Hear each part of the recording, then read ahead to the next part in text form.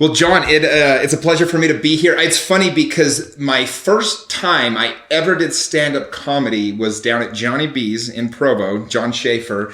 I ran into him selling meat door to door, and I begged him. You were the one selling meat? I was the one selling the meat. Oh, wow. I came up on Johnny B's. They had like a van out front, so I knew it was his. And I begged him to let me go and do 5 minutes. And he said no. And I said, well, did you give him like free meat? Did you go, I'll give you a steak? Yeah, I could have offered him some steaks, but what I did is I said, look, I knew the club was struggling because I'd been there a few times. It just wasn't hitting it off at that time very well. I said, I'll bring 30 friends if you'll let me give 5 minutes. Yeah. And he goes, you bring 30 friends. You can go as long as you want. Yeah. So I told everybody I knew, and you were the headliner. And I don't know if you remember or not. I ended up packing about 100 people and for a show. And see here, I thought it was me. I thought it was me the whole time. Well, maybe it was. Maybe I don't even know that. I like that. The club was struggling. You were the headliner because it was struggling. No, but it just was the timing of it all. But it was awesome because you were the first one I ever performed with. The first true comic that I shared a stage with, and it was such an honor. And so, we ended up performing together a dozen times probably over the course of the next few years. But I always loved that first show. Was always a special one for me. Because I've got comics is the same way. The guys that I worked with, or the one guy that gave me my first chance outside of Johnny B's, which was 20 some odd years ago, but man, I still have a connection with that guy. Yeah, but no, I was a little bit intimidated, and I remember because you were the writer of the Singles Ward, and it was basically the story of your life. Yeah, and that was, I was probably 6 months off my mission at the time, so we all loved that movie. Yeah, it was a weird time, because first of all, that movie, I had started doing stand up comedy at Johnny B's. So this year was what, 2004, probably? 2004. So I started doing stand-up comedy probably like 11 years before that. At Johnny B's is where I got started. And I was married in college.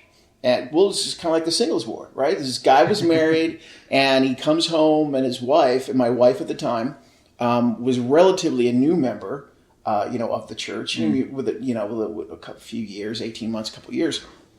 And I came home, and she's smoking a cigarette, drinking a beer, going, I'm not buying this anymore, right? I'm done, And here I was, like, I'm going to BYU, and the righteous Mormon. I'm just like, what about the line? What about Ward Temple night? Because you're so obsessed with the fact that it's appearances, and I'm like, what are people going to think? So I had written that movie completely out of my own. It was a cathartic. It was legitimately your story. It was my story, loosely based, but it was a kind of a cathartic piece for me because the thing was, I was married, got a divorce, and what was I, 25, 26 years old. I was living in Southern California after my divorce, and I remember going to these singles dances and looking around, and I felt like a grown-up. I was an adult. I had adult experiences with marriage and everything that comes in with that. And now here I am being chaperoned by people that are a few years older than me, but they're married, so they can keep an eye on my behavior.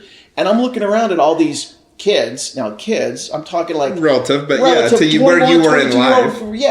Missionaries and stuff that are just like, we would want to get married and be, and I'm like, this is... And looking around, and it was like the bar scene from Star Wars, it was just awkward and uncomfortable, and I was angry, that I'm being treated this way, and so I wanted to write, kind of a piece about, about that, which came a few years later. It was a few years later that I wrote it because I had gotten remarried.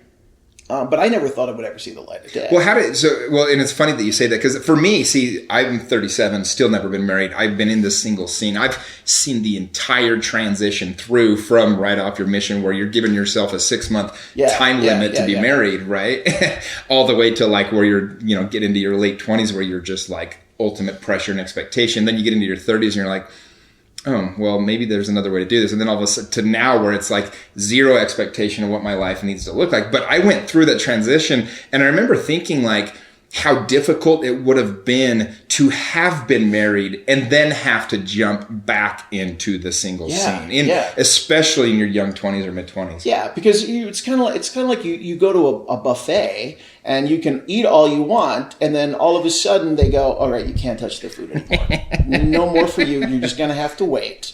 And that's what it's like. All of a sudden, all of these things that you thought that you grew out of, that you escaped from, are now you're now back in that that world again. So it was a really frustrating time and an angry time, and I just had written this piece about it to express my get that kind of that emotional energy, Well, you did a great job. I have a lot of, whether you're, consider yourself Mormon or not, the movie's funny. It really does. If you've ever known any Mormons, or especially if you've been in that culture, or went to BYU or been in singles wards, it is a funny movie. But how did you go then? So you're, at the time, you're doing stand-up comedy. You wrote this just on the side. Like, how did you bring the movie to light? Because at the time there wasn't this genre of Mormon LDS movies. It kind of had there was nothing. Yes, this was the first comedy. First I went. I graduated with theater and film. I graduated from BYU, degree in theater and film, screenwriting emphasis, and I went screenwriting emphasis because it was way cheaper to do, because I didn't actually maybe have to make a student film, because back in the time you were dealing with prints, you were dealing with actual film, and that was really expensive to be able to to make it. Now people are doing it on their cameras and stuff, but at the time there was no such thing. So I went the screenwriting emphasis, but along the way I discovered stand-up comedy, because I was going to BYU. There was an open mic night at Johnny B's Comedy Club. Went and did stand-up comedy. So that kind of seemed like an extension of what I was doing creatively. I wanted to write screenplays, and I always had a kind of a penchant for for comedy. So I was writing screenplays and then doing stand-up comedy. So I kind of merged the two: stand-up comedy, a story about a stand-up comedian that went through the the whole Mormon dating experience. But what had happened is that God's Army had come out, and I had always remained friends from film school with Kurt Hale, whose grandparents from the Hale Center Theater. And Kurt always kind of liked my writing, and he said, there might be something to this whole Mormon movie genre. This, God's Army movie has done really well. Do you have anything? And as a matter of fact, I do. I got the script called The Singles Ward, which was about, my life. And then Kurt took it, showed it to some investors, and within a few weeks, they had, they had all the money. Wow, it came together that quickly. It came together really quickly, and it was, an interesting.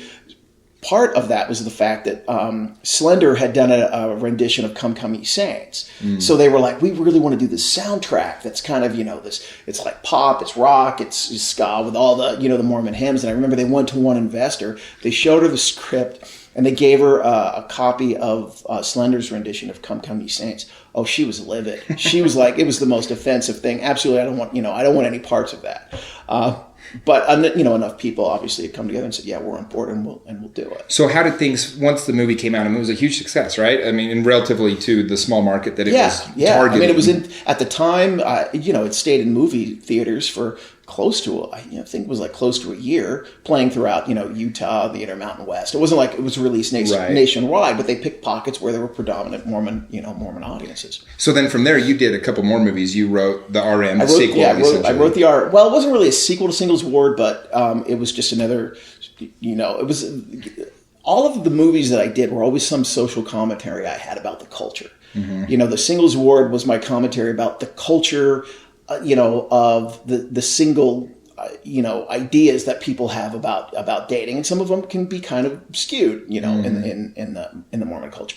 Singles Ward was the RM was just this philosophy about, you're going to come back from a mission and everything's going to be wonderful and it's going to be perfect because you do this, and we have these ideas, and it doesn't always work out that way. Home Teachers, which is not my favorite of all the one, but it's found an audience that people think, as stupid as it was, but was just the concept of the robot mentality. We just got to go through, we got to do the numbers, where we don't necessarily care about the individual. It's just we're making ourselves look good because we're following through with these. Well, I think that's one of the things that the movies did really well was, even though you did it with a very light sense of humor on most of the topics, but you did bring to light some of these cultural, I'll call them issues, that exist in Utah or exist within the church. All of that was just kind of like, I want to be able to make this commentary And, you know, it was kind of, you wrap it in this form of comedy. It's kind of this little Trojan horse that you deliver, and you allow people to, think about something. And then, kind of my swan song with all of those was Mobsters and Mormons, which that was the one that I directed. I also produced that, co-starred in that as well. But it was, again, the concept of the fish out of water. We're here in Utah, how do we treat people that aren't necessarily one of us? And I remember reading an article in the Salt Lake Tribune about a family that had moved into a neighborhood in West Valley City, and they weren't LDS. She would wear a bikini top while she would mow the lawn on Sunday. The husband was a biker, and all this stuff. And one day she goes out to the mailbox. She gets a letter from an anonymous letter from one of her, her Mormon neighbors. That's like, "We don't want your kind here. How dare you mow your lawn on Sunday?" And the woman took it and showed it to the bishop. And the bishop got up and read the letter in sacrament meeting and just tore the word apart. It's like, we don't treat people like this. We're supposed to embrace people and welcome people. So that was the Genesis idea for Mobsters and Mormons, where we take these people who are completely different from the culture, put them in the middle of that culture, and then just see how it plays out. Well, it's kind of funny how some things kind of came full circle for me, because I was always kind of envious a little bit that you had done all those. I thought they were so cool. I just wanted to be a part of it. And then a friend of mine, McLean Nelson, he did the Saratov approach, and he showed me a script. He had the movie for what became Once I Was a Beehive. And when he showed me the script, I had the same idea that you had, in the sense that the movie, I don't know if you ever saw it or not, but it got really good reviews on the Salt Lake Tribune and everything else, because it's basically this Catholic girl that moves to Utah. Her dad dies. Her mom remarries a Mormon guy. They go to girls' camp.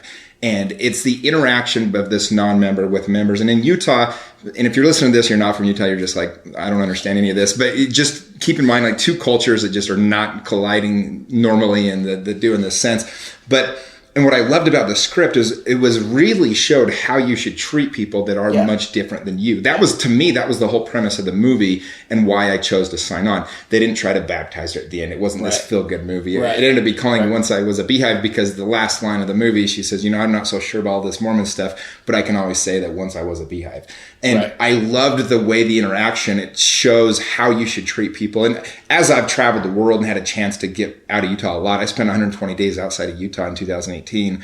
I really love to embrace just getting to see all these different types of people. And it's one of the beauties of life, is to try to really get a concept of other people's cultures and ideas, and why people do things the way they do, and just embrace the differentness of all of it. That was always one of my passions about when I did stand-up comedy, traveling around. All the traveling I do is the fact that you get to see, the human experience up close and personal with other people, And when I was, 21 years old, just driving around the country, going to states that I'd never been to before, it was just interesting to see how different people, approach the human experience. And that was always the fascination with me, of all the traveling that I've done, is that exploration of the human experience. Well, so you were kind of on the front lines of that time of the Mormon movies here in Utah. It kind of feels like it kind of fell off or went away. It's an interesting thing, because you put the movies out there, and at the time when we were doing this, it was the theatrical presentation of movies was really the big deal. Sure. The movie industry, theaters, particular, taking a hit now, because we have so many different mediums and people are just watching stuff on their phone. The thing that cracked me about trying to raise money for these movies, and our philosophy is that, if we had a story that people would care about, something that was funny, that was entertaining, people are going to look past, the technical aspect of it. When I did Mobsters and Mormons, we did it for $375,000. And I always said time and money directed more than I did. Because you didn't always have enough time to do it right. You didn't always have the ability to do it the way that it should. So you make these movies for a certain amount of money, because they're only going to make a certain amount of money. We didn't make these movies for $7 million, because there was no way that it was going to ever pull that. Yeah, pull that up.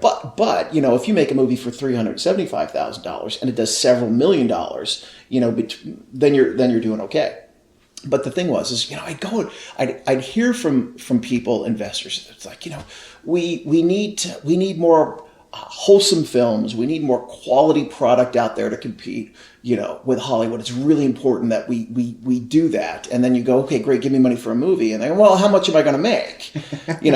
So it's, I don't think I'm going to, it's like, okay, so really what you're saying is profit for you trumps, all these other things that you're saying about wholesome entertainment. So it really is a difficult business model when you had to put the theatrical element out there, because it costs so much to put a movie out theatrically. Now, there are still people now that are making movies within that genre, because now you can just go straight to streaming. That's a respectable, platform. Yeah, well, like on our movie, Once I Was a Beehive, we have an income source now. Still, we get paid every quarter from Netflix. Yeah, because it's on there, right? Yeah, and so you do have that second way right. of getting. And there was a time that if it was not in the theater, then people that, oh well, it's just going straight to video. Well, there's got to be a crappy movie. Where now that's not the streaming. Now is, man, if you go right into streaming, that's something people go, So what are you? I guess, do you have any regrets from the movies that you made, and what are you most proud of from that portion of your life?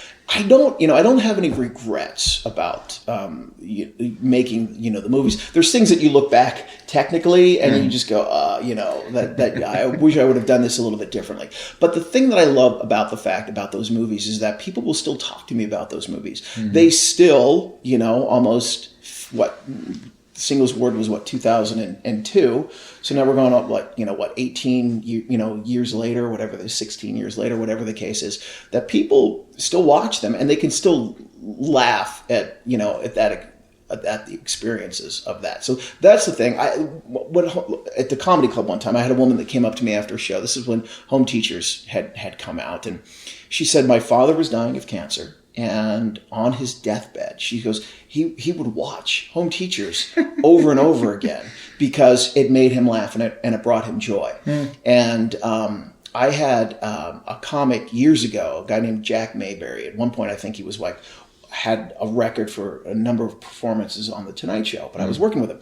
And he said to me, telling a joke is like giving a gift to somebody. You're taking something from yourself, you're presenting it to them, and they're receiving it, and it's creating an emotional state for them. And that's the thing that I've always tried to come from that space when I've, not always, because, it took me a while to get there to learn that. But that when you're performing for somebody, when you're creating art for somebody, you're trying to create an emotional state for them, something positive. So, that's one of the things that I like the most, that here's this group of people that still receive something and takes pleasure off something and finds something positive in it. Well, that's one of the reasons I wanted to make the podcast. When I first started doing stand-up comedy, you create an idea in your head and then you formulate that and then you kind of work on it. And all of a sudden it becomes this joke, and you get a couple that are really funny. And I remember I had a buddy of mine, his name's Steve Meeker, and this dude, I didn't know him when I was doing the comedy, but I ran into him 4 or 5 years later, and he comes up to me and he goes, I know you, Jimmy Rex. He goes, you told the best joke I've ever heard. I tell it all the time. And I'm like, oh, great. And he goes, you were at Johnny B's, and he told this joke I used to tell, and but the gift, he had so much, and we ended up becoming close friends. I was in his wedding. I mean, this guy became one of my close friends, but that was our introduction to each other in life. And I thought about that as you can create something that lives on forever through movies and podcasts and any of these forms of entertainment. And the thing, it cuts both ways too. And the thing that really drove it home for me, I had an experience. This must have been 12 years ago. It was after Mobsters and Mormons, but I remember I was performing somewhere in the Pacific Northwest, and the room maybe had 200 people in it. And I was killing with these guys. It was a really good show. There was a guy on the front row, sitting right up front. And then, we was talking about not sitting in the front row or whatever. This guy looked like Paul Giamatti, the actor. Well, Paul Giamatti, probably, he's not a dashing, leading man.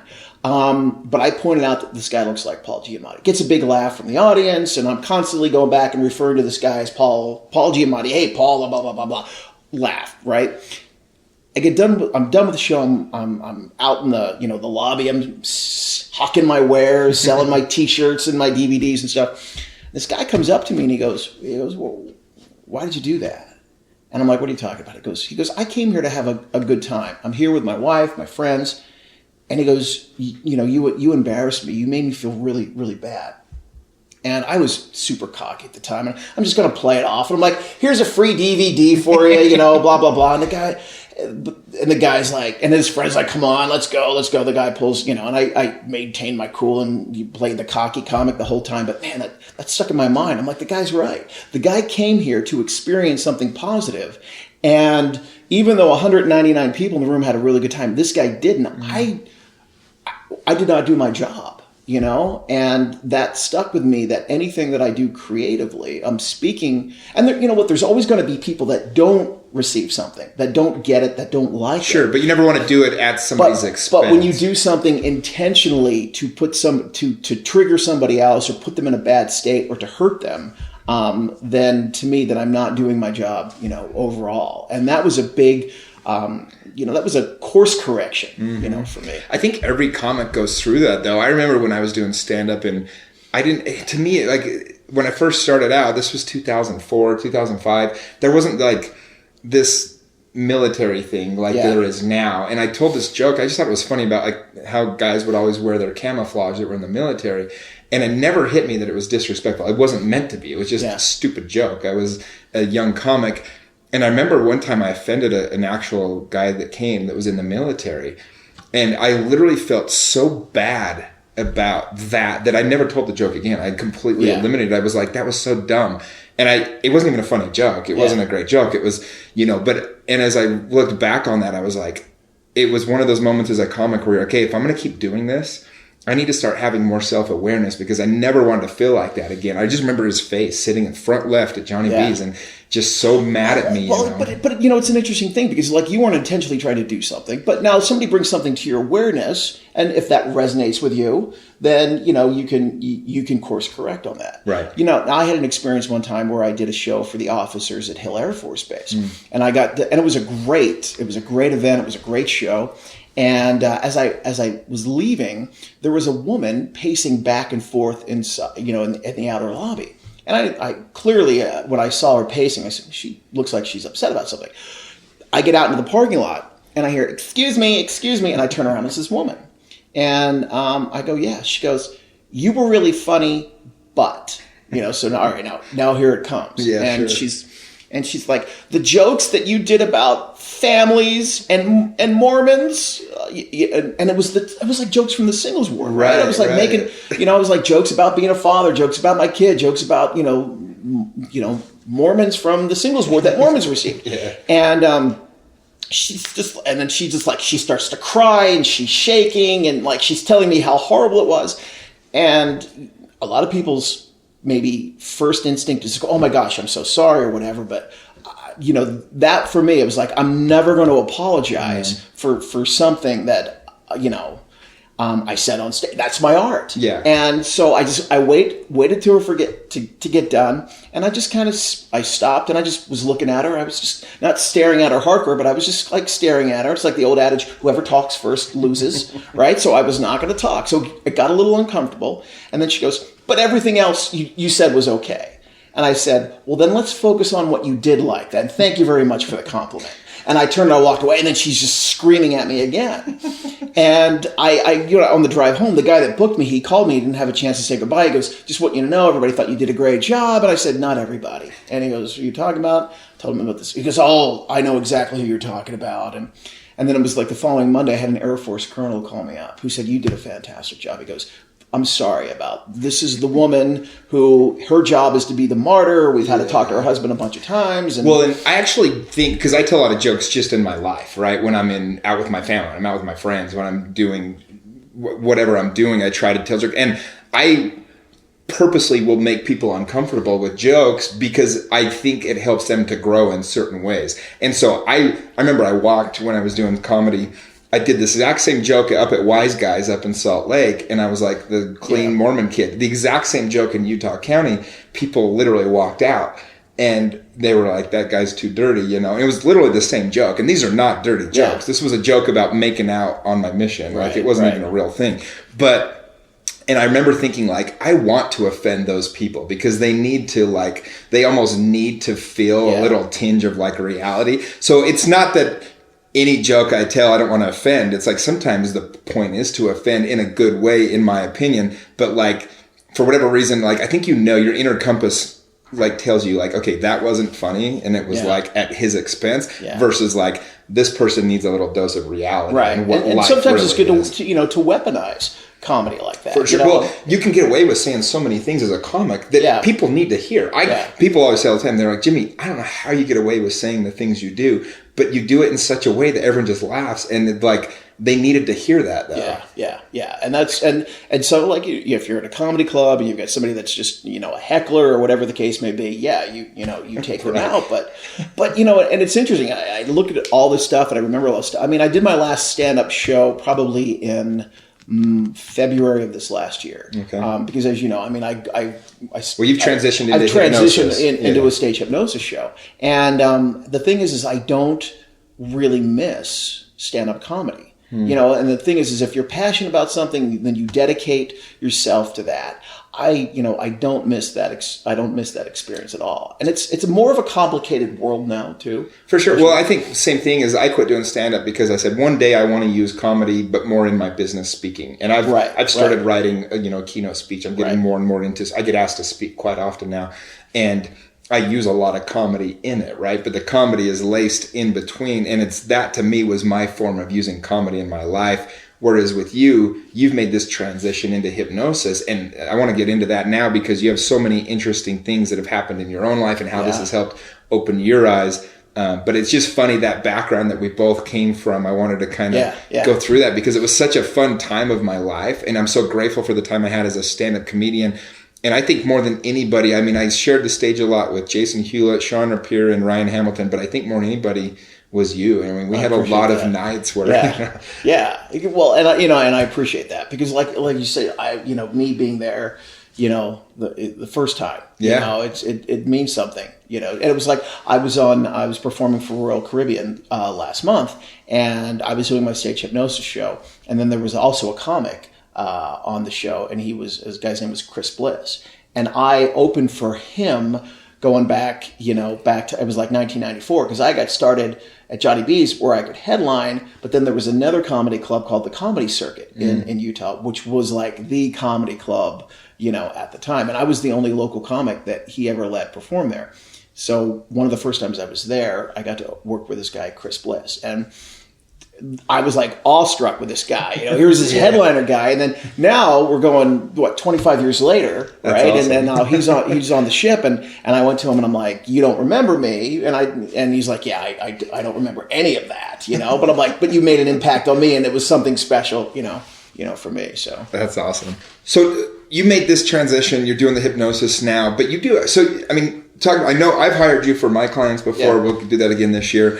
You do an awesome job with the hypnosis, but I think hypnosis is one of those fascinating things. Yeah. I mean, is it real? Do people get hypnotized? And what's going on there? Just give us a little bit of idea of kind of how you got into the hypnosis and what's really happening when someone's hypnotized. Kind of what happened with me was about 7 or 8 years ago.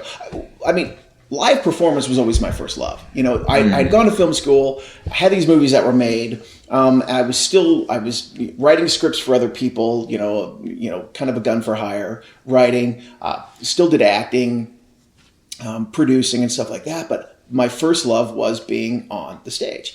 And I think it was like 7 years ago, I was doing an event where I was hired as the stand-up comic, and there was somebody else that was hired as a hypnotist. I didn't know that there was going to be a hypnotist there. And so I get up and I do my part, and the venue was maybe 75% full, for me. But then immediately following me was the hypnotist. And then all of a sudden it was like standing room only, people out, the door watching this. And, you get that ego side of you that's like, man, like they're all here to see this person. They're all to experience this. And I went, because as a comic, especially a lot of comics always like they poo-poo on the hypnosis. It's a gimmick, it's whatever. But I went, man, that's something that I want to do, because I was always fascinated, by the mind. And so I went and I wound up training and studying it. And the first time I started to dive into training it, I was so overwhelmed. I'm like, there's no way I can figure all this stuff out, And then I let it go for, a couple of years. I said, okay, now I'm going to go back and I'm really going to commit myself to doing it. And, even though you study, you don't learn as much as obviously when you're up on, your stage. But I jumped in. I started to do it. And the first time, like, you hypnotize somebody, you're like, oh, wow, this stuff really works. But I remember the first time I'd ever did a show, and it was a case where a buddy of mine had access to a theater, and we were gonna put on a show. I didn't really care if I made money or not, because I just wanted to see if I could do this as a public demonstration. And and at that point, I performed live comedy in front of thousands of people. I appeared on television. I was, on Fox News, broadcast around the world. All these things where a lot of eyes are on you. But I don't think I was ever more terrified, than that moment, because there's so many parts to this. And I did it, and I'm like, wow, okay, I could do this. You think you're really good. You still kind of suck, but you can still do it. But I was able to take all the contacts that I had relative to booking for comedy and all of that stuff and say, well, I'm also doing this now. So I had kind of a quicker inroad than a lot of people, because I had already had, entertainment experience and places to be able to go to. But as I was doing it and doing these shows and performing, I was also realizing the benefits for people overall in their life. It's not just some fun thing that you can do on stage, and you would hear from people, the experiences that they had on stage, because some really profound things do happen to your physical body when you experience, hypnosis. Your body fills up with dopamine and endorphins, so you feel really, really good. Mm-hmm. Your immune system is boosted. The transmitters for, pain, are blocked. So you're hearing about how great people feel after the fact, and you're thinking, okay, this is something that can help people, for other things, not just for for fun on stage. So I wound up going and certifying in hypnotherapy, clinical hypnosis, and doing that so I could do one-on-one stuff, which I don't so much. I'm not really that passionate about the one-on-one stuff. My wife actually does that. She does all the one-on stuff. But it's, again, I enjoy being out in front of groups of people and presenting in front of groups of people. And then, if anybody that does come and say, hey, we want to do this, one-on-one, then, my wife handles that part. So, I want to get into the entertainment side of it a little bit, but what's happening because the mind is such a fascinating, the more I study the mind, the more I'm truly just completely fascinated with it. We feel you can literally turn on and off pain receptors, like you're saying, and pleasure and all these different things. So in hypnosis, I guess, why hypnosis? What is it that's going on there in the mind? Well, you've got two parts of the mind. You got the conscious mind, you got the subconscious mind. The conscious mind, probably, if you want to terms of like computer bits, can handle probably 7 bits of information per second, give or take 2, where the subconscious mind is processing somewhere around 20 million bits of information per second. So there's a ton of stuff that's going on. Not just like the stuff, your heart beating and your lungs and all that stuff that we don't even think about, but all these psychological elements. Well, your mind's picking up everything, right? And it's it's not processing it to you because it just can't take in all the information. Right. That's why I tell people, I know that there's a lot of different ideas around untapping that subconscious now, where you can get into that information that it's there. Right. Your mind wants to help you. It's giving you little, in the book Blink by Malcolm Gladwell, he says it's like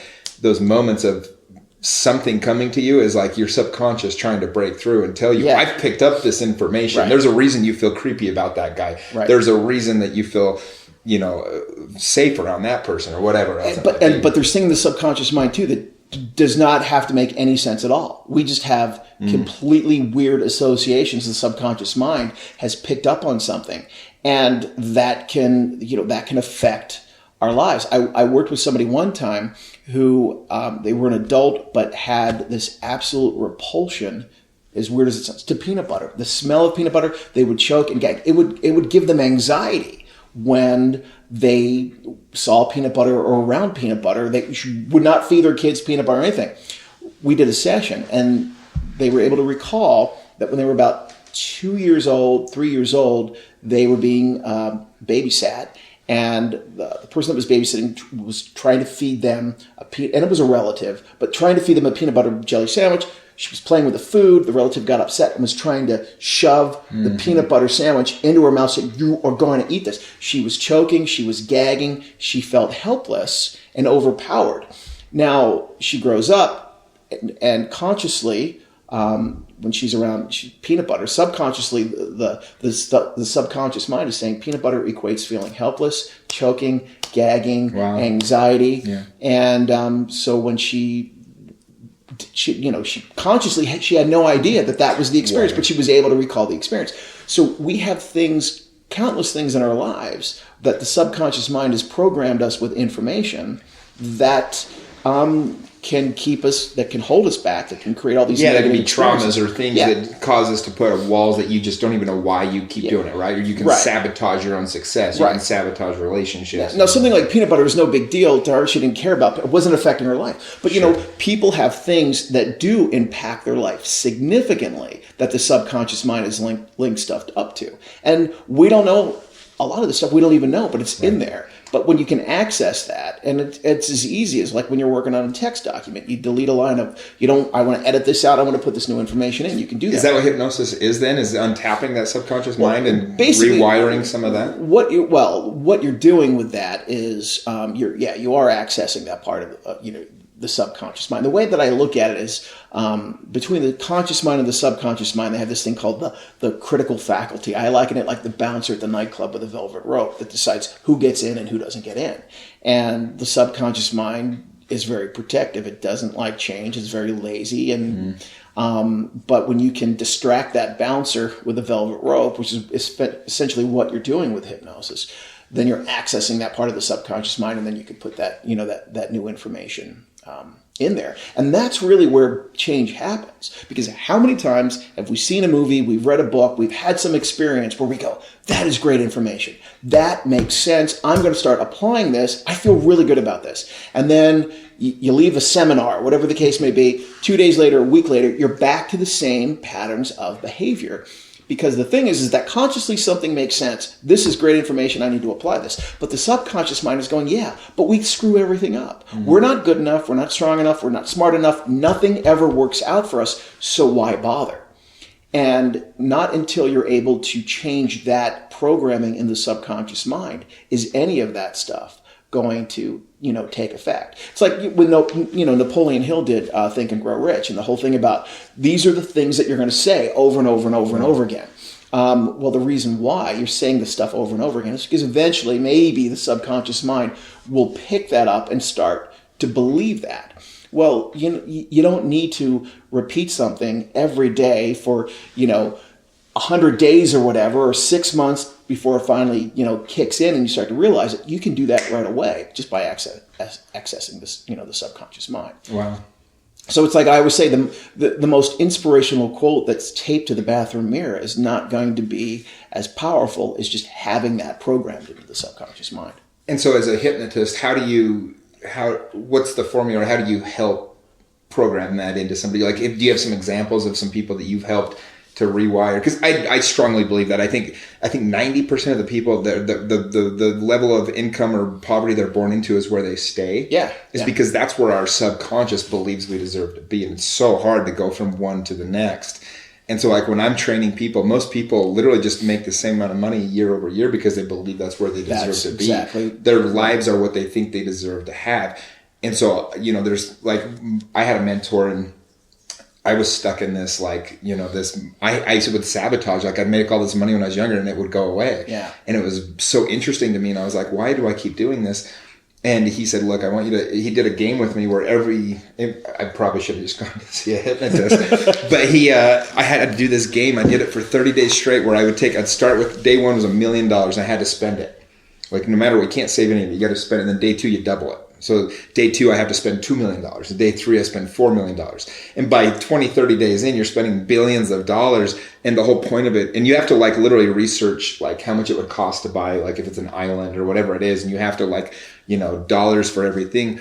And what it did is every day I was helping grow my mindset around this, instead of money having this scarcity, having this abundance, right? And that's what I was trying to work on. And I feel like I'm almost like stuck at a much higher level now, but I'm still I've been in the same place for about 3 or 4 years in a row, relatively. Yeah. And I'm kind of like, I need to get to that next level of like what I deserve to have income wise. And that's going to happen. And so that's what I'm currently working on myself. Yeah. Well, and that's the thing. It's like when you make that, when you program that into your subconscious mind is thinking that way, then you're going to behave that way on a daily basis. And, everything that we experience, everything is a learned behavior. Smoking, it's all a learned behavior. We all link something up. So, people come to a hypnotist because they go, I've got this problem. It's inhibiting my ability to be able to live my life to whatever extent I want to be. And I want to overcome it. And it's tapping into that part of that subconscious mind and doing that, that rewiring. But it's interesting because there's some people, because my wife will see a lot of people, as my wife puts it, they want to live in their story. There's people that their subconscious mind, there's certainty in there. Yeah, right? They're addicted to that drama. They're addicted to that negativity. And do you really want to change? That's that's the thing. But you can do that. You can rewire that in the subconscious mind. Well, we discussed before we started the podcast. We have a friend that is obsessed with his story. That it doesn't serve him. It's not a good story, but he doesn't necessarily go out of his way to change it because he's kind of embraced that that's what gives him significance is owning this story. But, well, the thing is like, you said it doesn't serve him. To us, it doesn't serve him. Fair. But to him it's what gives does him that certainty, right? serve that. And, that's a big thing that we experience, especially a lot now culturally, where people say, I've got this is my programming, this is how it should be, and we need to, force these ideas on everybody else. I mean, so could it, is he happy? Who are we to say, you know what, you deserve a different path? Now when somebody comes and says, hey, I don't think this is serving me, help me discover a different path, and that's one thing. And and especially too with, because my wife and I, we see people all the time, we talk to people all the time. And, not to be in judgment of them, because there could be something that is, that's working for them. And who are we to change that, that person? So people, with hypnosis, can you go in and hypnotize somebody that's not wanting to make changes? Or does the person have to come and say, I want to actually make change. I want you to open into my subconscious mind. Yeah. Well, yes, you can, you can hypnotize somebody that, Am I hypnotized right now? Well, it depends on how much you've had to drink before here. No, people always say to me, I'm sure having a lot to drink, no, that doesn't. But you're drinking a Diet Coke, so you're probably too wound up to be able to relax right now. So, but the thing is especially with something like smoking, people go, I want to quit smoking. Do you really want to quit smoking? Because if you don't want to quit smoking, it's not going to make a difference for you. You could be hypnotized, yes. You could experience something, yes. But, people think that when you become hypnotized or experience hypnosis, that you really are turning over everything to the individual doing the hypnosis, and you're really not. You still have a firewall in there that can protect you. So if somebody doesn't want to accept a suggestion, then they're not going to accept that suggestion. They could still be hypnotized, but still, like I had a buddy of mine that was doing a show. And he had they call them the stars of the show. Somebody that's just really deep under, and they're really an extrovert on stage, and they're really out there performing. And he gave this guy a suggestion. Now we're going back a few years, that the guy was going to dance like Michael Jackson. And the guy didn't dance like Michael Jackson. Didn't do anything. Did everything else, but didn't dance like Michael Jackson. And my buddy was talking to him after the show. Well, this guy was super religious and just believed that Michael Jackson was a bad influence. The music was a bad influence. So his moral code was so deeply ingrained in him that firewall was going to protect that. So it wasn't going to go against. Even being under deep hypnosis, he didn't want to perform like Michael Jackson. Right. So that's the one thing they always let people know, especially in Utah. It's like, we hear about free agency. Sure. It's like hypnosis is not going to keep you out of the celestial kingdom. You're not going to have to speak to the bishop. Have you had to run into that where people are have a religious issue with it in Utah or anything like that? Well, it is interesting because in Utah, in the handbook for the Mormon Church, it says that you should not do hypnosis for theatrical events. Now, what's interesting about that is I perform, and that's rooted again in some misinformation because people think that you're going to, just go out and be crazy, and do whatever. Got it. So some of the best audiences that I've ever performed for are Mormon audiences. And these are audiences that, I've done single adult activities. This is stuff that's outside of, a church sanctioned event.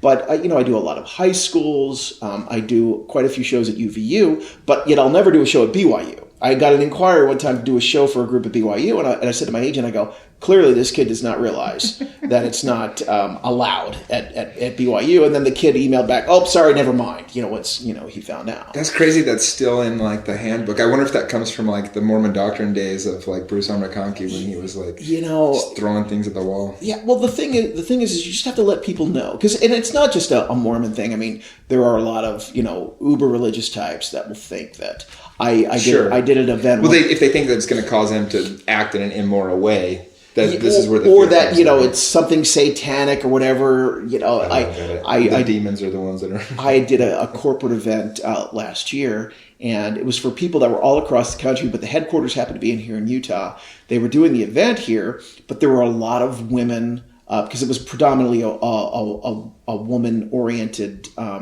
company business. Yeah, because it was like jewelry stuff. Sure. But the person putting on the event, she said, "We have a lot of people here from the deep South, very, very religious people from the deep South." So, and they're already saying, hypnosis is of the devil, blah, blah, blah, blah, blah. So of course, when I get up and I'm talking to them, and I'm framing everything from that perspective that, hey, we are created in God's image. So the things that we, have been given to us by God, all our talents, our abilities, the way our body operates, it's all the way that God intended for our bodies to operate. And hypnosis is a part of our biological operational machine that was given, from God.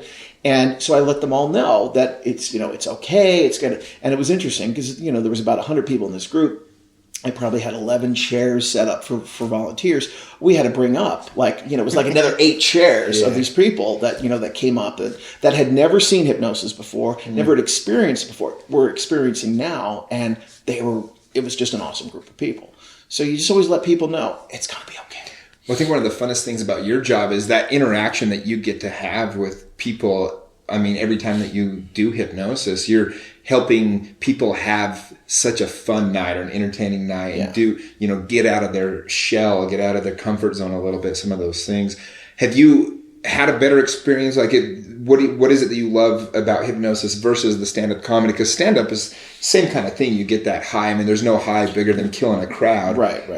But I think there's a lot of different things. Figuratively speaking. With hypnosis, I think that, it's just a deeper thing, I guess, because you're dealing with the mind and some of those things. Well, yeah. The thing is because you're showing people, and the thing that I frame everything through is that, look, the thing that really excites me is showing people how they can leverage the ability of the mind, so that you can walk away from here, being a little bit more insightful about how you can empower yourself. And that's the high that I take away from it, and that has kind of eclipsed everything else that that I do, and that consequently my wife has gone on to do, to show people that, what, you can really empower yourself, and that there is a better way to live. There are things that you can do to, improve your programming. And if something doesn't work for you, you can get it to work for you. And this is how you're able to do it. And that's what I love hearing from people is, how much fun they had, yes, but how insightful it is for them now. And especially hearing from people that, because I have hypnosis programs and stuff that I offer to people, and people will come back and say, wow, I got this program and it changed, it changed my life, and I'm able to, this is a much more efficient way for me to live my life now. I'm happier now. I've improved this particular area. And the thing is that my wife and I are, we like to consider ourselves, the testaments of that, because this is my third marriage. And after my second marriage to my kids, I would say I'm never getting married again. I'm never ever doing this again. Well, and I'll just say this: when I first met you, you did kind of come off like this, a little bit cocky, a little bit insecure comic. Yeah. And the last few years of interaction I've enjoyed it so much more, because whatever you've been doing, you're just a completely different, much more enjoyable, happy vibe, energy person. Everything about it. So whatever you've done. That's one of the reasons I wanted to have you on the podcast. I want you to share the transition you've made the last couple of years And maybe that's where you were going next, but you've made a great transition, and like I really love being around you and your energies. And I appreciate that. The thing, I mean, it's not the same for everybody, but man, because here you are, you're performing in comedy clubs, and you have these standards of how you think things should be for yourself, and again, all this programming, and when that doesn't work out, and you get to a really, really, really dark, dysfunctional place, where you just go, I don't want any part of this. And I'm not saying I don't want any part of this dysfunctional behavior, meaning I don't want any part of this life. I want to check out. And when you get to that really hopeless place and that really dark place, and then it's like people say, you hit rock bottom. And for me, I got to that perspective, and now we're really taking this into a really different area. But there was one night that I said, I'm done, and I swallowed 29 Ambien with a glass of vodka. Oh, wow. And so now we are going to a really different place. But it was a place where I know what it's like to stand on that precipice, to go, this isn't working, and it's not working. I don't want to. I just want out. And doing that, I remember checking out, saying, you know what? I guess if there is some higher purpose, if there's some higher entity, that I guess we'll get through this. And 12 hours later, I woke up. And people have said, holy cow, you actually did that. You did that and you woke up. I don't know that I absorbed it all. I was puking quite a bit that I don't remember. But waking up and realizing that you're still here, part of it's like, crap, I'm still here. I got to put up with this. But at the same time, there's this other part of me that goes, well, maybe there is some higher purpose to this. Maybe I've got to turn something around. And it doesn't happen overnight. You still kind of wade through the darkness, and you wade through all the, the bull crap. And you hurt a lot of people along the way. But then what was interesting is that I meet my wife, Rochelle, and on our first date being together, it was one of these things where, all right, I'm just going to put it all out there. I'm not going to try to put out there that I've been this image that everything's this okay. image, yeah. And because I've done that before, that hasn't worked out really well for me.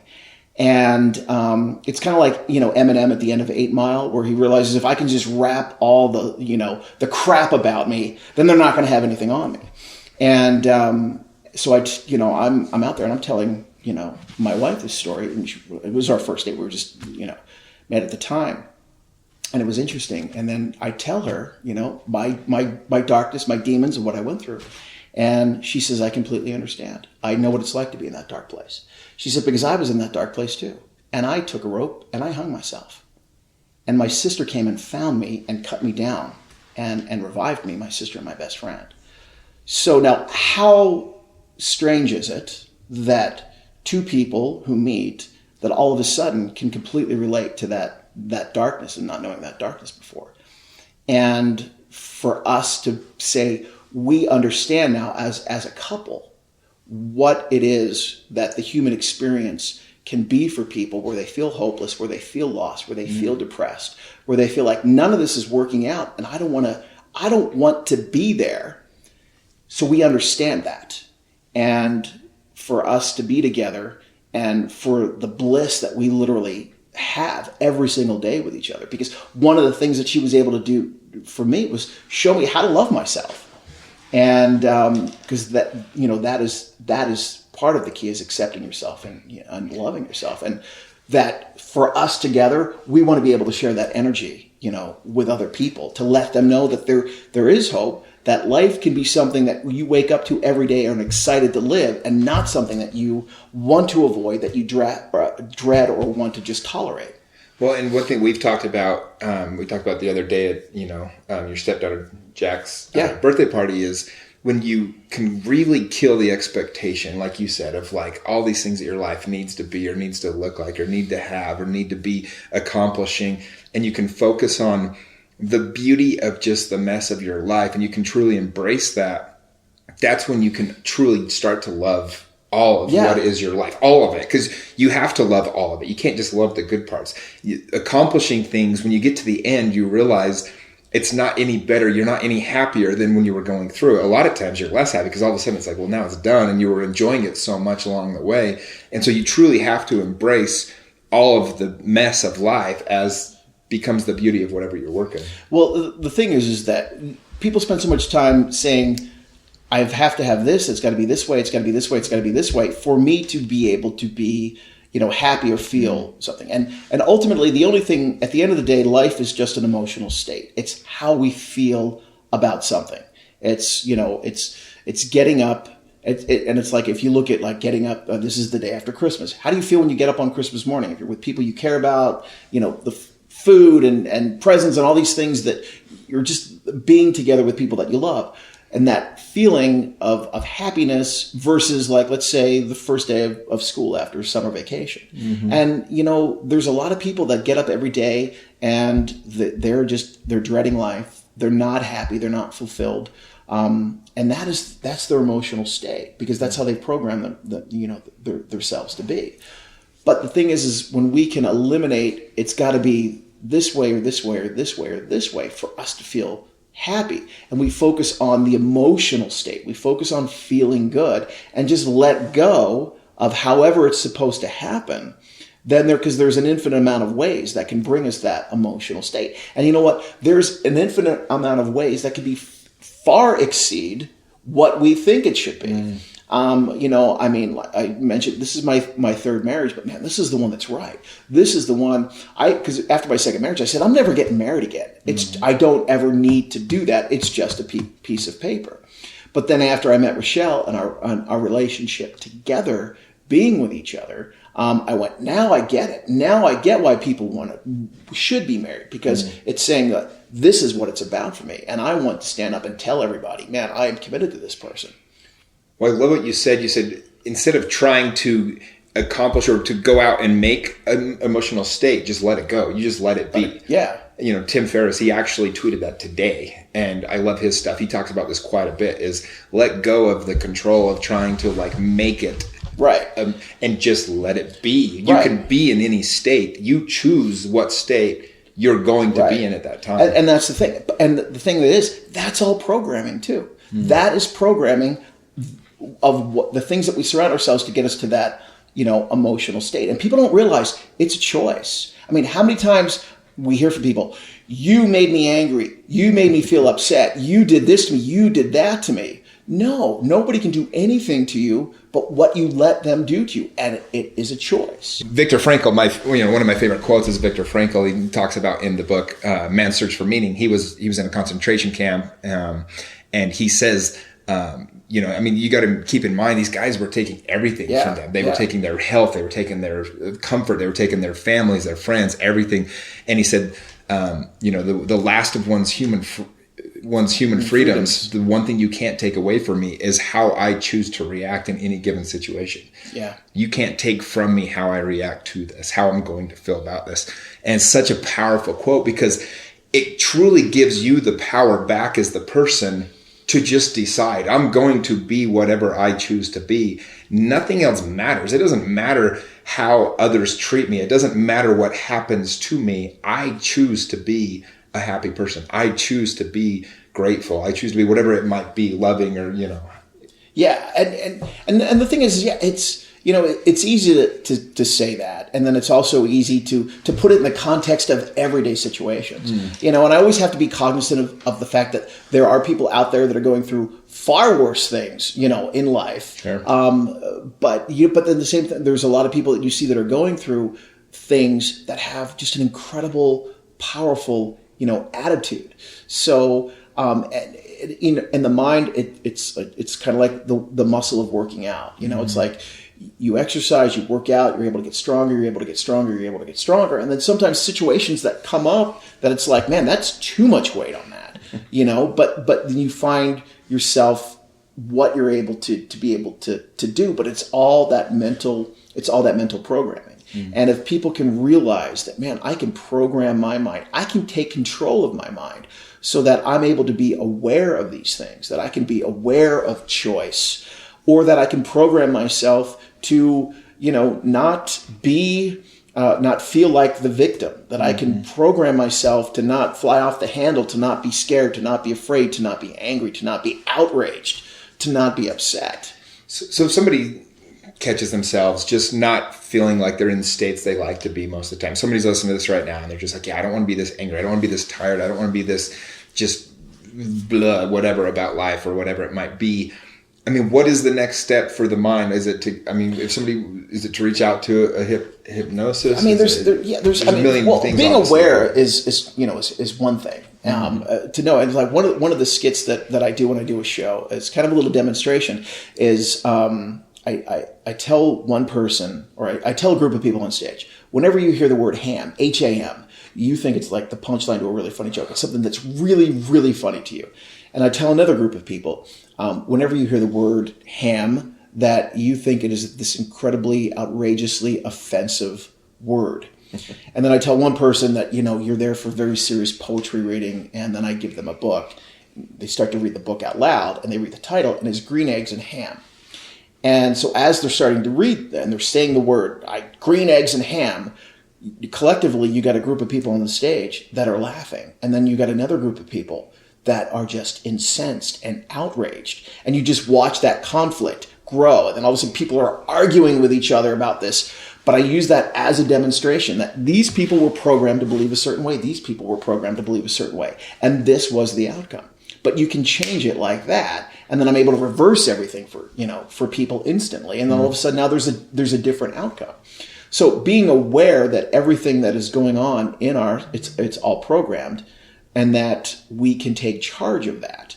And there's a lot of great hypnosis programs or meditation programs, things out there that people can tap into and to utilize. And again, it's a very personal experience, because what works for some people doesn't necessarily work for other people. But if they realize, number one, that it's my subconscious mind, it's my subconscious programming that needs to change, and then work on that, then all of it. And the thing is somebody might go, and I've noticed this in myself when I've worked on things, where you might be going through hypnosis programs on a daily basis, and consciously you might go, I'm not noticing much of a difference here, and I don't know if my subconscious mind is picking this up. But then all of a sudden there will come a time, it could be a few days later, it could be a couple of weeks later, that you're in a situation that you would have behaved X way before, that all of a sudden you go, holy cow, I don't feel the way that I would normally feel. I'm not responding the way that this is actually working. It's actually happening here.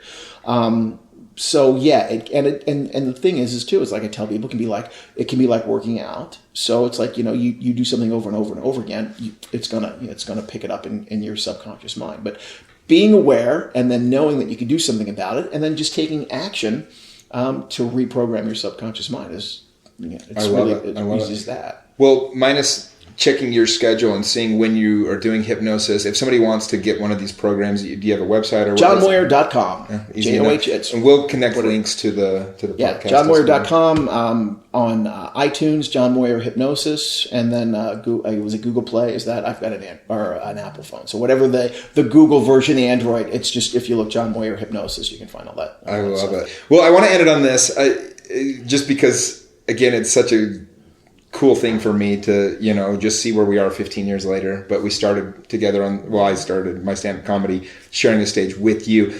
Give our audience just one of your jokes that you still, I know you don't do stand-up as much anymore, but tell us a joke that we can end it on. I always tried to talk about personal, stuff that was relative, to me, my own personal experiences, things that, but, I can tell you kind of probably one that I always thought was funny. Audiences thought was funny, but got me in trouble because it was a real life experience. But my ex-wife that I have my kids with, and she is a good woman. We make much better ex-spouses and parents than we did being together. But the thing was like you said, I was that smart ass stand-up comic, right? Mm-hmm. So everything was a joke to me, and her and I, we actually met at a comedy club of all places, and women think it's great that somebody's a comic and they're really funny until like 6 months into the relationship, and it's like, is everything a joke with you? And then they hate that. But one of the things about my ex-wife that was very interesting is that she was a very, very she could be a very jealous person. And this was back in the days when like the TomToms just came out, the GPSs or the Garmin's or whatever they were like, you'd stick to the windshield of the car. And we had gotten one, and we got in the car, and it was giving us directions. She was upset at the fact that it was a woman's voice. I'm not making that. She was jealous of the fact that it was a woman's voice on the GPS. And she's like, why do you got to use a woman's voice? And I'm like, what do you think? It's a sexual thing? Because no man is turned on by a woman telling him how to drive. And that was kind of like the beginning of the end, with us, because that's really what it was. She did whenever and it was funny because her mom, she was, my wife was like, you don't talk about this. And her mom was like, oh no, you can talk anything. There's nothing off limits or off the table, but that was kind of a difficult thing for me that, my wife would get pissed off that I would, just stand up and tell these jokes. Now the flip side of that is Rochelle, my wife now, when we met in real life at a party, and we were texting the next day, and she goes, I don't even know what you do. What do you do? And I made this joke to her. I go, why don't you just Google me, right? She's like, I'm not going to Google you. Who the hell are you that I'm going to Google? What do you do? And I said, I do comedy and I write. I don't know if you're familiar with the movie The Singles Ward. And she's like, oh my gosh, you wrote The Singles Ward.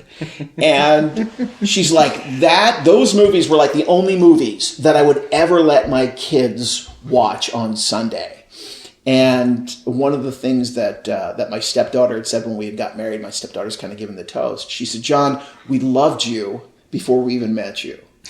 So it was my sense of humor and all of that with Rochelle, before she even knew who I was, she identified with that, with that sense of humor. And that was one of the things that, again, another one of those things. Yeah, we both had this experience, but we also like all these things that you would look at and go, there's no coincidences relative to. Well, we've talked about this before, but I think both of us have this appreciation for where our lives have led us to, and I wouldn't change anything. I don't have any animosity towards any part of my life in the past, because all of that, I honor my path that led me to who I am and where I am today. Right, and that's the whole thing. Everything that I have in my life now, everything that I went through, made me the person that I am, to have the relationship with my wife and to do what we love to be able to do now, is to just, show people that that negative things can turn into positive things, that there is bliss, there is happiness, especially with a lot of people who go through a divorce at our age and then wind up getting remarried. We hear these horror stories that people don't think that there is any hope. And we want to say, no, you know what, there is hope. And everything that we went through brought us to who we are now, and we embrace those paths. I love it, man. Well, I'm going to have you out to do a hypnosis show for my clients here soon. So if you guys want to come to that show, definitely send me a direct mail or a direct message on Instagram or whatever, an email, and let me know, and I'll get you on the invite list. So we'll look forward to that. Good time will be had by all. Appreciate you, man. Thanks, brother. Good to see you.